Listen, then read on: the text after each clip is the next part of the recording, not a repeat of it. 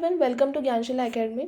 आज हम लोग कुछ ऐसे यूपीएससी मिथ के बारे में बात करेंगे जो इतने पॉपुलर हैं कि लोग उन्हें रियलिटी समझकर या तो यूपीएससी की प्रिपरेशन बीच में छोड़ देते हैं या फिर अपनी लाइफ के क्रूशियल ईयर्स को बर्बाद कर देते हैं। स्पेशली सोशल मीडिया के इस दौर में जहाँ माइंड को मैनिपुलेट करना बहुत ही आसान हो गया है, यहाँ पर बहुत सारे टीचर्स जो स्टूडेंट्स के बीच में बहुत फेमस है और बहुत ज़्यादा पॉपुलर है, वो पढ़ाते कम है और ज्ञान ज़्यादा देते हैं। और ये ज्ञान ऑब्वियसली बच्चों के लिए इतना काम का नहीं है जितना उन टीचर्स के लिए बेनिफिशियल है, चाहे उन्हें पॉलिटिकल पार्टी से टिकट लेना हो या फिर अपने कमर्शियल कोचिंग को प्रमोट करना हो। और स्मॉल टाउन के भोले भाले बच्चे इनकी बातों में आ जाते हैं। ऐसे ही कुछ मिथ्स की चर्चा हम आज के इस वीडियो में करने वाले हैं। अगर आपने यूपीएससी की प्रिपरेशन अभी अभी स्टार्ट की है या फिर आप प्रिपरेशन स्टेज में हो तो आप इस वीडियो को ज़रूर देखिए और इससे आपके बहुत सारे डाउट सॉल्व होंगे। So let's start. सबसे पहले हम मिथ नंबर 1 की बात करेंगे और ये बहुत कॉमन मिथ है। इसके ये बोला जाता है कि only toppers can clear UPSC. ये बिल्कुल गलत बात है। ये रियलिटी बिल्कुल भी नहीं है। यहाँ पर आप एक इमेज देख सकते हो आईएएस जुनैद अहमद की। 2018 में उनका ऑल इंडिया रैंक 3 था और यहाँ पर उनके द्वारा एक स्टेटमेंट भी दिया गया है कि I failed in almost every exam. ठीक है, यूपीएससी में उनका 3rd रैंक था, बट ज़रूरी नहीं है कि वो उनके एकेडमिक्स में भी टॉपर रहे हैं या फिर उनकी कॉलेज लाइफ में भी टॉपर रहे हैं, बट यूपीएससी में उन्होंने फिर भी ऑल इंडिया रैंक 3 हासिल किया है। सो बेसिकली रियलिटी ये है कि टॉपर होना ज़रूरी नहीं है। अगर आप कंसिस्टेंसी से इंटेलिजेंसी के साथ मेहनत भी उतनी ही सप्लीमेंट करेंगे तो बहुत सारे एवरेज स्टूडेंट भी इस एग्ज़ाम को क्लियर कर सकते हैं। ओके, दूसरा हमारा मिथ है और ये बहुत प्रेजेंट में भी चर्चाओं में है कि Delhi is the hub for coaching. ठीक है, अब चर्चाओं में इसलिए है क्योंकि प्रेजेंट में कुछ कोचिंग के बेसमेंट में पानी भरने से कुछ लोगों की मृत्यु हो गई। इसके साथ साथ दिल्ली के अंदर इन्वायरमेंट की एयर क्वालिटी इंडेक्स बहुत ही ज़्यादा लो है कि वहाँ पर सांस लेना भी बहुत मुश्किल हो गया। सो बेसिकली दिल्ली जाना इम्पॉर्टेंट नहीं है। आज के समय पर बहुत सारे ऑनलाइन एजुकेशनल इंस्टीट्यूशंस हैं, रिसोर्सेज बहुत सारे अवेलेबल है। हर जगह पर आपको कुछ ना कुछ साधन मिल जाएंगे प्रिपेयर करने के। अगर आप स्मॉल टाउन में भी हैं तो आप कुछ मटेरियल दिल्ली से मंगवा सकते हो। तो आप आज के समय पर कहीं से भी प्रिपेयर कर सकते हो। ज़रूरी नहीं है कि आप बहुत एग्जॉस्टिंग कंडीशन में रहें, दिल्ली के छोटे छोटे रूम्स में रहें और वहाँ पर जाकर अपना फाइनेंशियल बर्डन भी बढ़ाए और दूसरी परेशानियों का भी सामना करें। सो बेसिकली दिल्ली एक हब है कोचिंग का, और अगर आप स्मॉल टाउन से बिलोंग करते हैं या फिर आपका फाइनेंशियल बैकअप इतना स्ट्रांग नहीं है तो अगर आप नहीं भी दिल्ली जा रहे हैं तो भी आप तैयारी कर सकते हो। ठीक है, तीसरा मिथ ये है कि हमें यूपीएससी में ओनली जनरल स्टडीज़ ही पढ़ना होता है और जनरल स्टडीज़ ही सबसे हार्डेस्ट पार्ट है, बट ज़रूरी नहीं है कि जीएस ही हार्डेस्ट पार्ट हो। यूपीएससी में जीएस के अलावा भी दूसरे सब्जेक्ट्स होते हैं। यहाँ पर सी सेट की मैं बात करना चाहूँगी। स्पेशली सी सेट कुछ समय से स्पेशली इन 2023 एंड 2024 बहुत डिफ़िकल्ट सी सेट आ रहा है। Even IITians could not clear it. So basically आपको जनरल स्टडीज़ के अलावा, और आपको यहाँ पर यह भी ध्यान रखना है कि जनरल स्टडीज़ को पढ़ने का तरीका कैसा होना चाहिए। यूपीएससी कभी भी आपसे रट्टाफिकेशन की डिमांड नहीं करता है। यूपीएससी हमेशा आपको कॉन्सेप्चुअल क्लैरिटी की बात करता है। आप यहाँ पर जीएस को भी अगर आप पढ़ रहे हैं तो आप एक कंसेप्ट को बिल्ड करते हुए चले। आप अपने आसपास देखें कि क्या क्या चीज़ें हैं और कैसे मैं इसको अपने व्यवहार में ला सकता हूँ, कैसे मेरे एग्जाम पॉइंट ऑफ व्यू से इंपॉर्टेंट हो सकती है। और इसके साथ साथ आप सी सेट का भी बहुत ध्यान रखें, ये बहुत इंपॉर्टेंट पोर्शन है। इसके साथ साथ जीएस के अलावा एक बहुत इंपॉर्टेंट सब्जेक्ट है जो ऑप्शनल सब्जेक्ट होता है। बेसिकली अगर आप मेंस की एग्ज़ाम देंगे तो ऑप्शनल एक आपका रैंक इम्प्रूव करने में बहुत हेल्प करता है। ठीक है, यहाँ पर एक बैलेंस्ड एफर्ट की नीड होती है। जनरल स्टडीज, सी सेट, ऑप्शनल सभी सब्जेक्ट की कंसेप्चुअल अंडरस्टैंडिंग और डीप अंडरस्टैंडिंग की रिक्वायरमेंट एग्ज़ाम डिमांड करती है। ओके, नेक्स्ट मिथ हमारा है कि आपको हर चीज़ रटनी है, रट्टाफिकेशन करना है। So basically it is not the true thing. Like आप हर चीज़ नहीं रट सकते हो, specially you are human not a computer. But ये है कि आपको एक ब्रॉड नॉलेज हर एक सब्जेक्ट का होना चाहिए, चाहे वो पॉलिटी हो चाहे वो इकोनॉमी हो, ठीक है। यहाँ पर अगर आप पॉलिटी की बात करें तो आपको ये नहीं रटना है कि हमारा पहला प्राइम मिनिस्टर कौन था, और कितने समय के लिए वो रहा है, बट आपको ये पता होना चाहिए कि उनके द्वारा क्या क्या पॉलिसी मेजर्स लिए गए हैं। जैसे पीवी नरसिम्हा राव जो थे, वो डीपीएसपी के अंदर आर्टिकल 38 लेकर आए थे, जिसके अंदर वो इनइक्वालिटी को मिनिमाइज़ करने की बात करते हैं, जहाँ से टैक्सेशन सिस्टम आया। तो ये सब जो चीज़ें हैं रटने की चीज़ें नहीं हैं। आप अगर नॉर्मल चीज़ें समझ रहे हैं तो आपको ये चीज़ें अपने आप याद हो सकती है, ठीक है। मनमोहन सिंह हमारे यहाँ पर लिबरलाइजेशन पॉलिसी लेकर आए 1991 में। अब लिबरलाइजेशन क्या होता है कि जो चीज़ें हैं वो प्राइवेट की तरफ जाएंगे, हम सरकारी चीज़ों से हटकर प्राइवेटाइजेशन करेंगे। तो आप देख रहे हैं कि 1991 के बाद हमारे यहाँ पे बहुत सारे प्राइवेट स्कूल्स आए, प्राइवेट हॉस्पिटल्स आए। तो बेसिकली कंसेप्चुअल बिल्डिंग की चीज़ें हैं, यहाँ पर रट्टाफिकेशन की बिल्कुल भी चीज़ें नहीं है। यहाँ पर आपको नॉलेज को अप्लाई करना है, क्रिटिकल थिंकिंग को अप्लाई करना है, rather than only rote memorisation. Okay, so ये आपके लिए बहुत ही इंपॉर्टेंट पॉइंट है। इवन अगर आप हिस्ट्री की बात करें तो हिस्ट्री में भी आपको चीज़ें रटनी नहीं होती है। आपको पता होना चाहिए कि चंद्रगुप्त मौर्य जो थे, उन्होंने किस तरीके से अपना जो पूरा पॉलिटिकल सिस्टम था वो चाणक्य नीति के ऊपर बेस्ड किया था। चाणक्य नीति जो है उसमें भी आपको ये नहीं रटना है कि वहाँ पे मंडल सिस्टम क्या था, आपको ये देखना है कि वहाँ पर कैसे इंटरनेशनल रिलेशन की बात हो रही है। तो हर चीज़ आप कनेक्ट करते जाओ, कंसेप्ट को बिल्ड करो ओवर द टाइम। हिस्ट्री को पॉलिटी से लिंक करो, पॉलिटी को इकोनॉमिक्स से लिंक करो, उसको इन्वायरमेंट से लिंक करो, सब चीज़ें इंटरलिंक्ड होती है। कंसेप्ट को अगर आपने प्रॉपरली बिल्ड कर लिया देन आप जो है यूपीएससी को बहुत इजीली क्रैक कर सकते हो। But from the first day of your preparation you have to focus only upon the concept, not only on रट्टाफिकेशन। ओके, नेक्स्ट मिथ हमारा है UPSC requires years of preparation, like lot of years for preparation. Even आपके बाल उड़ जाएंगे, आप जो है पूरे प्रिपरेशन में आपकी उम्र चली जाएगी। तो ऐसा नहीं है, ये कम्प्लीटली मिथ है। अगर आप कोई लाइक अभी आपने 12th पास आउट किया है या फिर आप अभी अभी यूपीएससी प्रिपरेशन के बारे में सोच रहे हैं, तो बहुत सारे लोग आपको ये बोल के डिमोटिवेट करेंगे कि मत करो, प्रिपरेशन छोड़ दो, यहाँ पर बहुत साल लग जाएंगे प्रिपरेशन करते करते। बट ये सच्चाई नहीं है। यहाँ पर अगर आप स्टार्टिंग से सही गाइडेंस में हो और अगर आप बहुत फोकस्ड हो, कंसिस्टेंट हो, आप चीज़ों को हल्के में नहीं ले रहे हो, तो 2 से 3 साल सफिशेंट है बहुत सारे एस्पिरेंट के लिए, प्रिपरेशन के लिए। इवन बहुत सारे एस्पिरेंट जो है उन्होंने बहुत कम समय में भी इसे क्लियर किया है, ठीक है। बट वही है कि कंसिस्टेंसी, इंटेलिजेंसी, कंसेप्चुअल क्लैरिटी और preparation in the right direction, like preparation करना और प्रिपरेशन सही डायरेक्शन में करना, ये दोनों बहुत अलग अलग चीज़ें हैं, ठीक है। So basically 2-3 years are more than sufficient, but consistent आपको होना पड़ेगा। एक दिन में आपको 8 से 10 घंटे पढ़ने पड़ेंगे, तब जाकर आपका यूपीएससी क्लियर होने की संभावना बन जाती है, ठीक है। नेक्स्ट मिथ है you must cover every page of standard book, ठीक है। सो बेसिकली ये वाला जो मिथ है ये रिलेटेड है हमारे मिथ ऑफ रट्टाफिकेशन से। रट्टाफिकेशन हमको नहीं करना है। सो ज़रूरी नहीं कि हम स्टैंडर्ड बुक को जो होती है 500 पेज की, 1000 पेज की, तो हम बिल्कुल 1000 पेज को रट लें, कवर टू कवर पढ़ लें, तो ज़रूरी नहीं है। और इसके साथ साथ यहाँ पर आपको ये भी ध्यान रखना है कि यूपीएससी जो है उसमें प्रीलिम्स के टॉपिक अलग होते हैं, मेंस के टॉपिक अलग होते हैं। प्रीलिम्स के अंदर कुछ कुछ पर्टिकुलर चीज़ें प्रायोरिटाइज करनी होती है। फॉर एग्जाम्पल जोग्राफी वहाँ पर आता है प्रीलिम्स में, बट जोग्राफी के अलावा डिजास्टर मैनेजमेंट प्रीलिम्स में नहीं आता है। तो आपको ये भी ध्यान रखना है कि मुझे कौन सी चीज़ के लिए, कौन से पर्टिकुलर सब्जेक्ट के लिए क्या पढ़ना है। इसमें एग्जाम्पल मैं हिस्ट्री का भी देना चाहूँगी।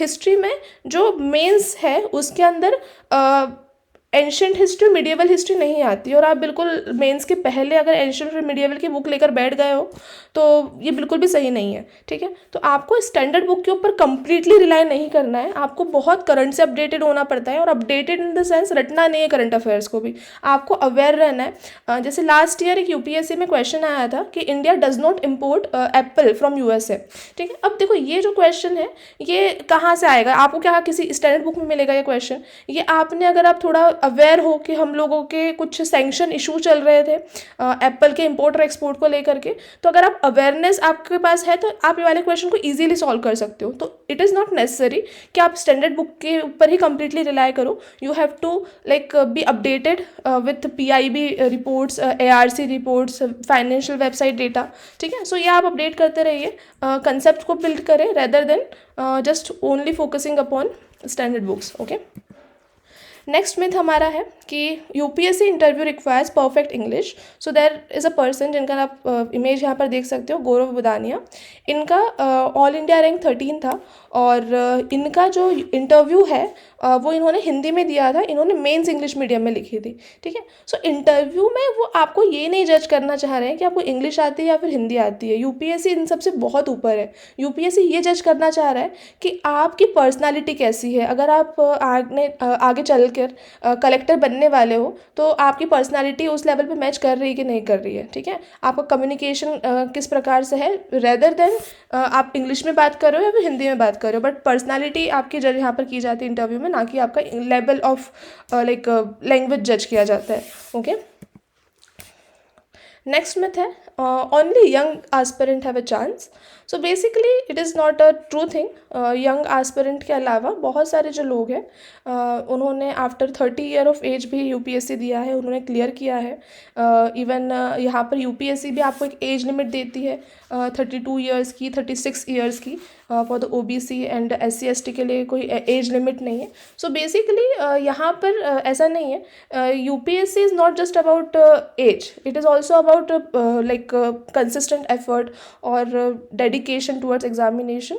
तो बहुत सारे लोग जो है late 20s of their life या फिर अर्ली 30s में भी अलाउड एज लिमिट के अंदर अपने एग्ज़ाम क्लियर करते हैं। तो ये कम्प्लीटली एक मिथ है।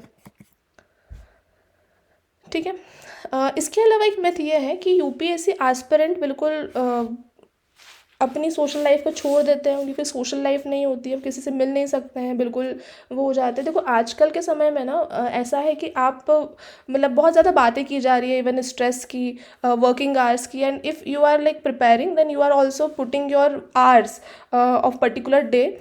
तो यहाँ पर आप जो है कम्प्लीटली सोशल लाइफ को इग्नोर नहीं कर सकते हो। अगर आप सोशल लाइफ में नहीं हो तो ये स्ट्रेस एंजाइटी की तरफ आपको लेकर जाता है।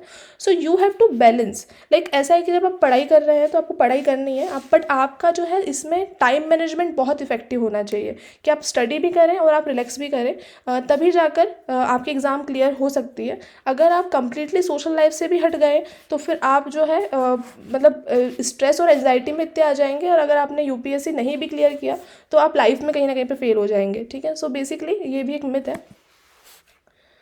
इसके अलावा नेक्स्ट मिथ है English medium is a must. देखो ये पहले बोला जाता था जब हिंदी मीडियम के रिसोर्सेज अवेलेबल नहीं थे, और ये बोला इस पर्टिकुलर पर्सपेक्टिव में जाता था बेसिकली कि जो current affair basically UPSC demand करता है, और करंट अफेयर के लिए एक स्टैंडर्ड पेपर है, न्यूज़पेपर है द हिंदू, वो इंग्लिश में आता है।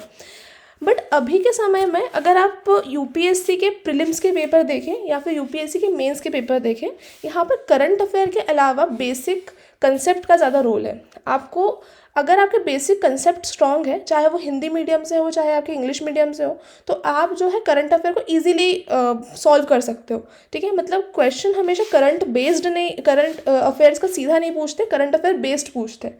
ठीक है, so basically English medium is a must, is not necessary.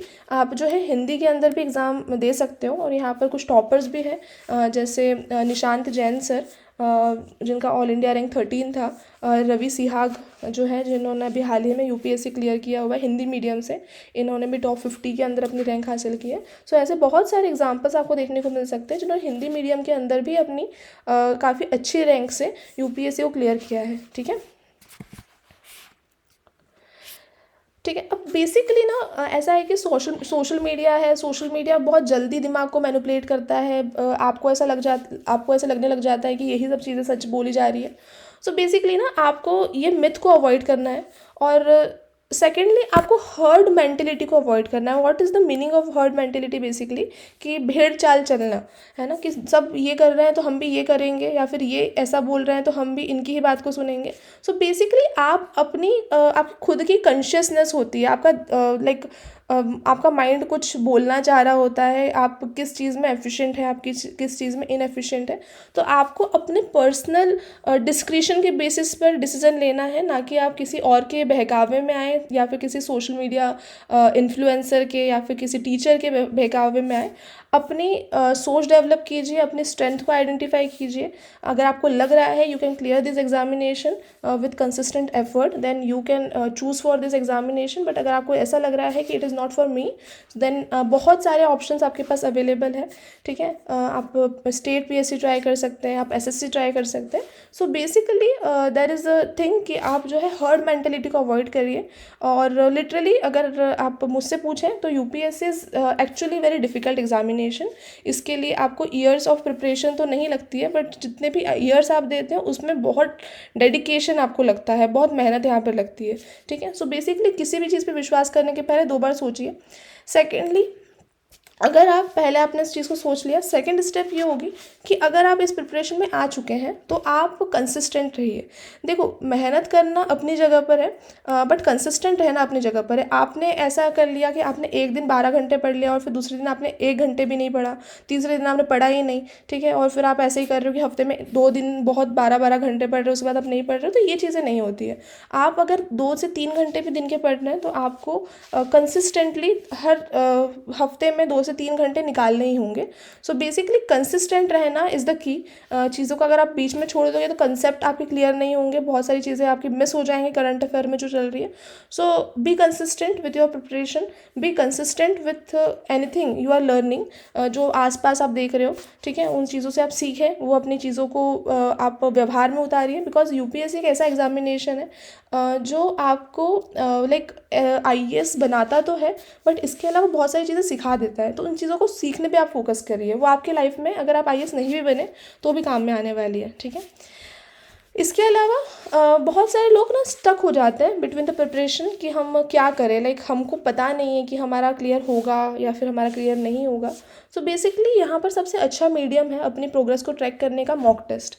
आप मॉक टेस्ट को लगाइए और वहाँ पर आप क्या स्टैंड कर रहे हैं, वहाँ पर आप कैसे स्टैंड कर रहे हैं, आप वहाँ पर अपनी प्रोग्रेस को ट्रैक कर सकते हैं। सेकेंडली, मॉक टेस्ट भी अगर आप लगा रहे हैं तो आपको उससे भी डीमोटिवेट होने की ज़रूरत नहीं है। बिकॉज ऐसा है कि मॉक टेस्ट जो है वो भी तैयारी करने वाले लोग ही बना रहे हैं। वहाँ पर आप डीमोटिवेट होकर प्रिपरेशन छोड़ नहीं देंगे, बट अपने आप को ऐसा है कि अगर आपको लग रहा है कि आपके मॉक टेस्ट में कम मार्क्स आ रहे हैं तो आप उसको इम्प्रूव करिए। आप वहाँ पर भी अपने स्ट्रेंथ को आइडेंटिफाई कर सकते हैं कि मुझे ज्योग्राफी मेरा अच्छा एरिया है या फिर हिस्ट्री मेरा अच्छा एरिया है, तो अपने मॉक टेस्ट से प्रोग्रेस को आप ट्रैक कर सकते हैं। सेकेंडली, मैं यहाँ पर मिथ के बारे में बात करने चाहूँगी कि अगर आपके पास कोई भी इंफॉर्मेशन आ रही है, लाइक बहुत एक्सेसिबल हो गया है आजकल के टाइम पे सोशल मीडिया सबके लिए, तो व्हाट्सएप फॉरवर्ड आ जाते हैं या फिर इंस्टाग्राम पोस्ट आ जाती है, तो आप हर इंफॉर्मेशन को पहले वेरीफाई कीजिए, ठीक है।